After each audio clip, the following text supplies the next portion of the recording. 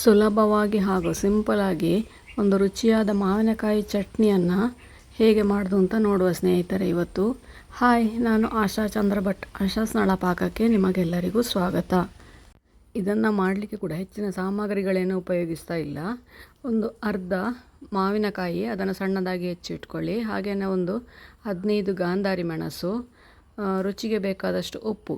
ಗಾಂಧಾರಿ ಮೆಣಸು ಇಲ್ಲ ಅಂತ ಹೇಳುವವರು ಇಲ್ಲಿ ಹಸಿಮೆಣಸನ್ನು ಕೂಡ ಉಪಯೋಗಿಸ್ಕೊಳ್ಬೋದು, ಅಥವಾ ಕೆಂಪು ಮೆಣಸನ್ನು ಅಂದರೆ ಬ್ಯಾಡಗಿ ಮೆಣಸನ್ನು ಹುರಿದು ಹಾಕಿ ಕೂಡ ಚಟ್ನಿ ಮಾಡಿಕೊಳ್ಬೋದು. ಗಾಂಧಾರಿ ಮೆಣಸು ಆರೋಗ್ಯಕ್ಕೆ ತುಂಬ ಒಳ್ಳೆಯದು. ಹಾಗಾಗಿ ಗಾಂಧಾರಿ ಮೆಣಸು ನಿಮಗೆ ಸಿಕ್ಕಿದರೆ ಅದನ್ನೇ ಹಾಕಿ ಮಾಡಿ. ಅದು ಒಂದು ಪ್ರತ್ಯೇಕವಾದ ರುಚಿ ಇರ್ತದೆ ಅದಕ್ಕೆ. ಇದರ ಜೊತೆಗೇ 1 ಗಡಿಯಷ್ಟು ಕಾಯಿ ಹಾಕ್ಕೊಂಡಿದ್ದೆ ನಾನು, ಅಂದರೆ ಒಂದು ಅರ್ಧ ಕಾಯಿಯನ್ನು ತುರಿದು ಹಾಕ್ಕೊಂಡಿದ್ದೇನೆ. ಇವಿಷ್ಟನ್ನು ಈಗ ಮಿಕ್ಸಿ ಜಾರಿಗೆ ಹಾಕ್ಕೊಳ್ಳುವ. ಉಪ್ಪು ಒಂದು ಸ್ವಲ್ಪ ಮುಂದೆ ಇದ್ದರೆ ಇದು ರುಚಿಯಾಗಿರ್ತದೆ.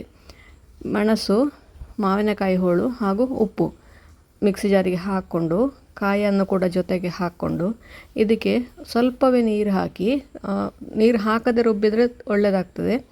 ಆಗೋದಿಲ್ಲ ಅಂತಾದರೆ ಒಂದೆರಡು ಚಮಚದಷ್ಟು ರುಬ್ಲಿಕ್ಕೆ ಎಷ್ಟು ಬೇಕೋ ಅಷ್ಟೇ ನೀರು ಹಾಕ್ಕೊಳ್ಳಿ. ತುಂಬ ನೀರು ಹಾಕ್ಕೊಳ್ಬೇಡಿ ಇದಕ್ಕೆ. ಇದು ಗಟ್ಟಿಯಾಗಿಯೇ ಇರಬೇಕು ಚಟ್ನಿ. ನೋಡಿ, ಈ ಹದಕ್ಕೆ ಬೇಕು. ತುಂಬ ನುಣ್ಣಗೆ ರುಬ್ಬಬೇಕು ಅಂತಿಲ್ಲ, ತರಿಯಾಗಿ ರುಬ್ಬಿಕೊಳ್ಳಿ. ಮಿಕ್ಸಿ ಜಾರಿಂದ ತೆಗೆದು ಪಾತ್ರಕ್ಕೆ ಹಾಕಿದ ನಂತರ ಕೂಡ ಅದಕ್ಕೆ ನೀರು ಹಾಕ್ಕೊಳ್ಬೇಡಿ, ಹಾಗೆಯೇ ಇರಲಿ ಅದು. ಈಗ ಅದಕ್ಕೊಂದು ಸಿಂಪಲಾಗಿ ಒಂದು ರೆಗ್ಯುಲರ್ ಒಗ್ಗರಣೆ ಮಾಡಿಕೊಳ್ಳುವ. 1 ಟೇಬಲ್ ಸ್ಪೂನಷ್ಟು ಎಣ್ಣೆ ಹಾಕ್ಕೊಂಡು, 1 ಟೀ ಸ್ಪೂನಷ್ಟು ಸಾಸಿವೆ, ಸ್ವಲ್ಪ ಕರಿಬೇವು, ಹಾಗೆಯೇ 1 ಟೇಬಲ್ ಸ್ಪೂನಷ್ಟು ಉದ್ದಿನಬೇಳೆ ಹಾಕ್ಕೊಳ್ಳಿ. ಟೇಬಲ್ ಸ್ಪೂನು ಉದ್ದಿನಬೇಳೆ ಹಾಕಿದರೆ ಅದು ಒಳ್ಳೆ ರುಚಿಯಾಗಿರ್ತದೆ. ಹಾಗೆಯೇ 2 ಚಿಟಿಕೆಯಷ್ಟು ಇಂಗು ಕೂಡ ಹಾಕ್ಕೊಳ್ಳಿ. ಸಾಸಿವೆ ಸರಿಯಾಗಿ ಸಿಡಿದ ನಂತರ ಉದ್ದಿನಬೇಳೆ ಸರಿಯಾಗಿ ಕೆಂಪಾಗಬೇಕು, ಹಾಗೆ ಇಂಗು ಕೂಡ ಫ್ರೈ ಆಗಬೇಕು. ಇದನ್ನು ನಮ್ಮ ಚಟ್ನಿಗೆ ಸೇರಿಸಿಕೊಳ್ಳುವ.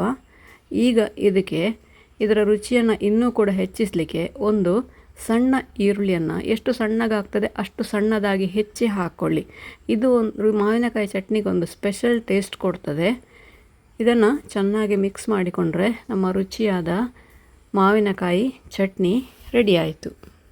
ಇದನ್ನು ಮಾವಿನಕಾಯಿ ಪಚ್ಚಡಿ ಅಂತೇಳಿ ಕೂಡ ಹೇಳ್ತಾರೆ. ಬಹಳ ರುಚಿಯಾದ ಈ ಥರದ ಚಟ್ನಿ ಹೇಗಾಗ್ತದೆ ಅಂತೇಳಿ ನನಗೆ ಕಮೆಂಟ್ ಮೂಲಕ ತಿಳಿಸಿ.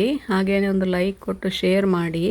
ನೀವಿನ್ನೂ ನಮ್ಮ ಚಾನಲನ್ನು ಸಬ್ಸ್ಕ್ರೈಬ್ ಮಾಡ್ಕೊಳ್ಳಿಲ್ಲ, ಸಬ್ಸ್ಕ್ರೈಬ್ ಮಾಡಿಕೊಂಡು ಪಕ್ಕದಲ್ಲೇ ಇರುವ ಬೆಲ್ ಐಕಾನನ್ನು ಒತ್ತಿ ನಮ್ಮನ್ನು ಸಪೋರ್ಟ್ ಮಾಡಿ. ನಮ್ಮ ಇನ್ಸ್ಟಾ ಹಾಗೂ ಫೇಸ್ಬುಕ್ ಪೇಜನ್ನು ಫಾಲೋ ಮಾಡ್ತಿಲ್ಲ ಅಂದರೆ ಅದನ್ನು ಕೂಡ ಫಾಲೋ ಮಾಡಿ. ಮುಂದಿನ ವಿಡಿಯೋದಲ್ಲಿ ಹೊಸ ಅಡಿಗೆಯೊಂದಿಗೆ, ಹೊಸ ಹೆಲ್ದಿ ರೆಸಿಪಿಯೊಂದಿಗೆ ಪುನಃ ನಿಮ್ಮನ್ನು ಭೇಟಿ ಆಗ್ತೇನೆ. ಧನ್ಯವಾದಗಳು.